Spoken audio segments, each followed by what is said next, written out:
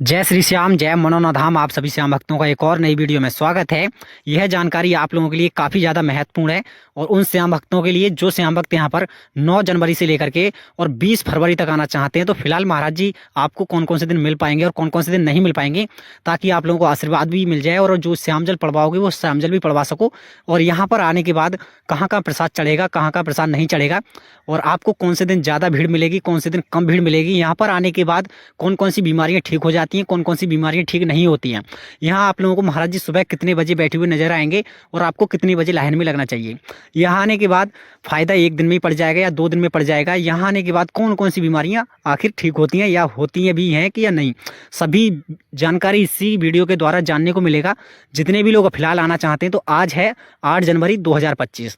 जितने भी लोग फिलहाल आना चाहते हैं तो वो इस वीडियो को फुल देख लेना, ताकि आप लोगों की समझ में आ सके कि महाराज जी कब बैठ रहे हैं और कैसे आशीर्वाद देते हैं, कैसे बीमारियां दूर करते हैं। यह वीडियो अगर बीच में छोड़ के भाग गए तो भाई आपको यहाँ पछतावे का सिवा कुछ नहीं मिलेगा। भाई पैसा भी बर्बाद हो जाएगा और प्लस टाइम भी बर्बाद हो जाएगा, और आपको महाराज जी भी नहीं मिलेगा, नहीं तो उनका आशीर्वाद मिलेगा। अभी के टाइम पे किन श्याम भक्तों को आना चाहिए और किन को नहीं आना चाहिए वो भाई ध्यान जरूर देना। फिलहाल 8 जनवरी का आज माहौल बता देता हूँ। आज का मौसम भी ऐसा ही है भाई, थोड़ा ठंड का माहौल रह रहा है काफ़ी दिनों से। तो जितने भी बच्चे और बुजुर्ग आना चाहते हैं फिलहाल ना आए, और बाकी के जितने भी वैसे लोग आना चाहते हैं वो आ सकते हैं। फिलहाल महाराज जी अभी के टाइम पे आप लोगों को 5 जनवरी से लेकर के और 12 जनवरी तक नहीं मिल पाएंगे। भाई 5 जनवरी से लगभग तीसरा दिन है आज। 5 के लिए भी नहीं बैठे थे, 6 को और 7 को, 8 को, भाई 8 भी आज भी नहीं बैठे हुए महाराज जी। तो फिलहाल 12 जनवरी तक महाराज जी नहीं बैठेंगे। ध्यान रखना, जो भी श्याम भक्त आना चाहते हैं, पहली बार आ रहे हैं या फिर काफ़ी दिनों बाद आ रहे हैं, जब भाई आप लोगों को महाराज जी मिलेंगे तो आपको क्या क्या करना होगा वो मैं आपको डिटेल में बता देता हूँ, ताकि आप लोगों को बिल्कुल भी परेशानी ना हो, आपकी बीमारियाँ परेशानियाँ एक ही बार में दूर हो जाएँ। जब भी आप लोग आएंगे तो जाना पड़ेगा आपको महाराज जी के पास। जैसे ही महाराज जी के पास जाओगे आप लोग, फिर बतानी है आपको उनको बीमारियाँ परेशानियाँ, ताकि आपकी बीमारियाँ परेशानियाँ एक ही बार में ठीक हो जाएं।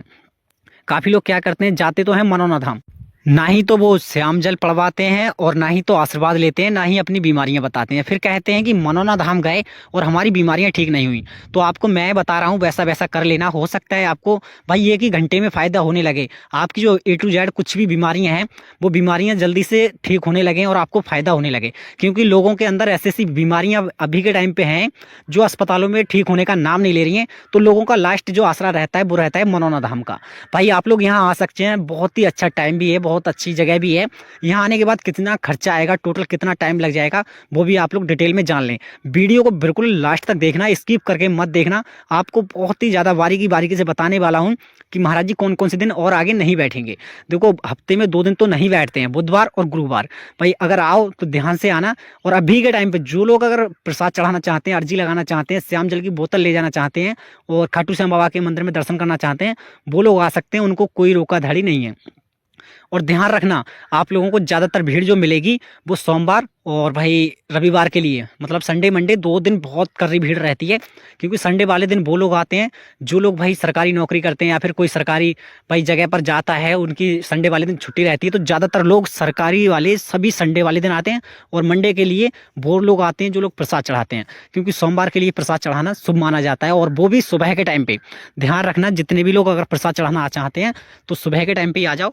और सुबह 4 बजे से प्रसाद चढ़ना शुरू हो जाता है और लगभग दोपहर तक आपको बहुत तगड़ी भीड़ मिलेगी। उसके बाद थोड़ा हल्का माहौल हो जाता है। जितने भी लोग आप लोग देखेंगे यहाँ पर, सभी लोगों के हाथ में या तो प्रसाद होगा या श्याम जल की बोतल होगी। ध्यान रखना, श्याम जल आपको पढ़वाने का अच्छा तरीका यही है कि जब भी आप लोग महाराज जी के पास जाएं तो बता देना अपनी बीमारियां परेशानियां, तैसे ही आपको श्याम जल पढ़ के देंगे महाराज जी। अब यहाँ पर काफ़ी लोग तो यहाँ पर 500 किलोमीटर दूर, 1000 किलोमीटर दूर से आ रहे होंगे और वो सोचते हैं कि महाराज जी बैठ रहे हैं कि नहीं। तो फिलहाल मैं उन लोगों के लिए अपडेट दे देता हूँ कि फिलहाल 5 जनवरी से लेकर के और 12 जनवरी तक का महाराज जी का एक धार्मिक यात्रा के लिए निकल गए हैं, और उसमें 7 दिन नहीं बैठेंगे महाराज जी। तो जितने भी लोग आना चाहते हैं वो 13 तारीख के बाद आ सकते हैं, और बुधवार और गुरुवार ना आए। और फिलहाल जब भी आए तब 2 दिन का या 3 दिन का टाइम निकाल के आए अपने साथ, क्योंकि एक अगर दिन में आशीर्वाद नहीं मिल पाया तो दूसरे दिन मिल जाएगा, दूसरे दिन नहीं मिल पाया तो तीसरे दिन पक्का मिल जाएगा। तो पूरा टाइम निकाल के आएँ। और खर्चे की बात करें तो लगभग आपका जो खर्चा रहेगा एक व्यक्ति का, मान के चलो 1000 या 1500 रुपये आपके घर से लेकर के और घर तक पहुँचने में तक आ जाएंगे इतने खर्चे में। क्योंकि आपका किराया जो रहता है वो आपके ऊपर डिपेंड करता है। बाकी मैं यहाँ का खर्चा बता देता हूँ, लगभग एक व्यक्ति का 300, 400, 500 रुपये का खर्चा आएगा एक दिन में। क्योंकि श्याम जल की बोतल लोगे वो मात्र 20 रुपये की मिलती है, प्रसाद लोगे वो 100 रुपये का मिलता है, और इसके बाद जो आपको अर्जी लगानी होगी। अर्जी लगाना भी बहुत ही ज़्यादा महत्वपूर्ण माना जाता है। तो अर्जी में आपका लगभग 70-75 रुपये खर्च होंगे, क्योंकि 61 रुपये की अर्जी लगती है और उसका जो फार्म होता है वो 10 रुपये का फार्म मिलता है।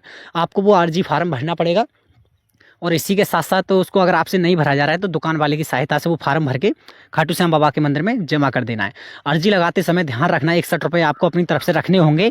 और आप जब प्रसाद चढ़ाने जाएँ तो बच्चे के लिए प्रसाद अलग मिलता है और बड़े व्यक्तियों के लिए प्रसाद अलग मिलता है। बच्चे के लिए प्रसाद 51 रुपये का रहता है और जो बड़े व्यक्ति होते हैं उनके लिए 101 रुपये का प्रसाद होता है। खास तौर से ध्यान रखना, अभी के टाइम पे जो लोग प्रसाद चढ़ाना चाहते हैं उनके लिए बहुत ही अच्छा टाइम है, बहुत ही अच्छा समय है, तो वो लोग आ सकते हैं। नहीं तो उनको टाइम ज़्यादा लगेगा, ना ही भीड़ मिलेगी, क्योंकि फिलहाल जब महाराज जी नहीं बैठते हैं तो भीड़ थोड़ी कम रहती है। देखो जब एकादशी का टाइम होता है तो भाई चाहे तो महाराज जी बैठें या ना बैठें तो बहुत ही ज़्यादा भीड़ होती है प्रसाद चढ़ाने वाले लोगों की।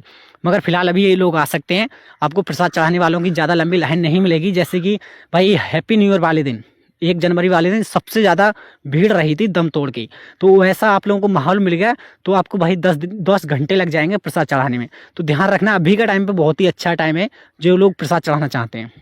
अब जो भी लोग यहाँ पर आना चाहते हैं 2 दिन के लिए रुकेंगे तो रुकने की व्यवस्था और खाने की व्यवस्था मैं बता देता हूँ कि आपका कितना रुपया जाएगा, खाने में और रुकने में कितना रुपया लगेगा वो आप लोग डिटेल में जान लें। एक व्यक्ति का अगर वीआईपी होटल में रुकोगे तो लगभग मान के चलो 300-400 रुपये लग जाएंगे। और पूरा कमरा बुकिंग कर लोगे तो वो कमरा बुकिंग होगा लगभग फर्स्ट क्लास का जो कमरा लोगे उसमें 1500 रुपये देने पड़ेंगे, 7 से 8 लोग रह सकते हो।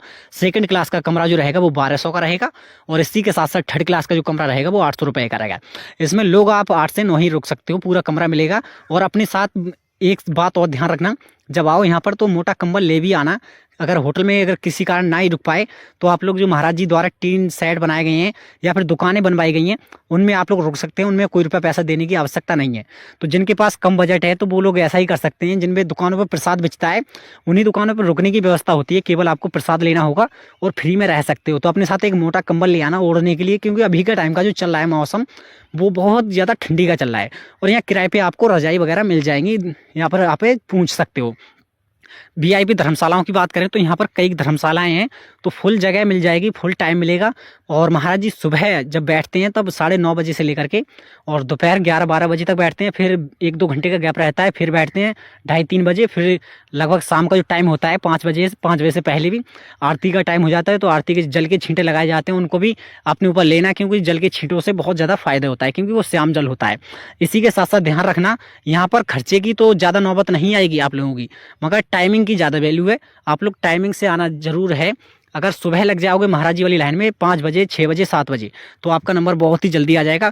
अगर इसी के साथ साथ अगर लेट लगे लाइन में तो आपका नंबर भाई एक दिन में आना भी मुश्किल पड़ जाएगा। तो आप लोग ध्यान रखना, सुबह जल्दी आ जाना या फिर एक दिन पहले आ जाओ, भाई रात को रुको, सुबह ही लग जाओ लाइन में, तो यह टाइमिंग सबसे बेस्ट रहेगी। और इसी के साथ साथ बात कर लेते हैं हम उन लोगों की जिनकी भाई बीमारियाँ अस्पतालों में ठीक नहीं हो रही, तो उनको यहाँ आकर के क्या करना होगा, उनकी बीमारियाँ एक ही बार में कैसे ठीक होंगी। आप लोगों को सादा सा भाई वही काम करना है, मैंने जैसे बताया है। श्याम जल की बोतल लेके जाओगे महाराज जी के पास, पढ़वानी है उससे, अपनी बीमारियां बतानी है। आपको श्याम जल थोड़ा वहीं पे पिलाएंगे महाराज जी, और कुछ भाई आपको बताएंगे कि टाइम बाय टाइम से कैसे पीना होगा श्याम जल। अगर आशीर्वाद दे दिया महाराज जी ने आपको तो सोच लो भाई आपकी जो बीमारियां हैं, परेशानियां हैं वो भाई भाग गई। क्योंकि काफ़ी लोगों को ऐसा ही फ़ायदा होता है। भाई ऐसा कुछ नहीं है कि यहाँ दवा मिलेगी, दवा नहीं मिलती है। आपको कोई भी बीमारी है तो आपको आशीर्वाद मिलेगा केवल, और श्याम जल मिलेगा।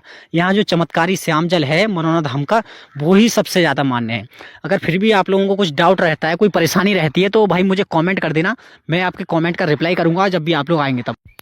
जितने भी लोग प्रसाद चढ़ाना चाहते हैं तो प्रसाद की लाइन जो अलग लगती है, महाराज जी से आशीर्वाद लेने की लाइन अलग लगती है, और टोकन वालों की लाइन अलग लगती है।